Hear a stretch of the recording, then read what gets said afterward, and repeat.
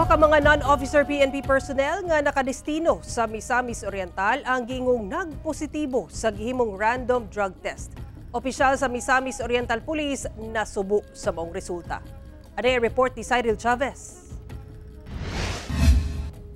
Gibutyag sa kadagkuan sa Misamis Oriental Police Provincial Office nga duha sa ilang mga personahe ang nagpositibo sa ulahing random surprise drug test nga ilang gihimo. Matod ni Police Colonel Wilbur Salaguste nga human migawas ang resulta, iya giliyong gimando nga ipakuha ang duha ka mga pulis gikan sa ilang regular nga duty. Wala una ginganlan sa opisyal ang duha ka mga pulis nga nagpositibo, apan iyang giklaro nga dili kini mga opisyal sa ilang hanay. Giandam na nila ang mga administrative cases nga ipasaka batok sa duha ka mga nagpositibong pulis. On restrictive custody sila para dili gyud maka buhat og mga nefarious activity og ang naghigayon nila sa ilahang pag-six attendance ang ato ang R1.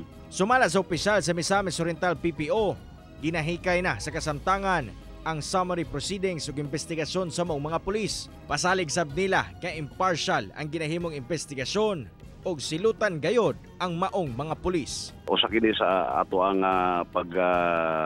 proseso sa cleansing sa atong ranks nga wala gibahid nga mga binuang ng atong mga kapulisan, labi na kay kita miyembro sa Philippine National Police. Cyril Chavez, 1 Mindanao.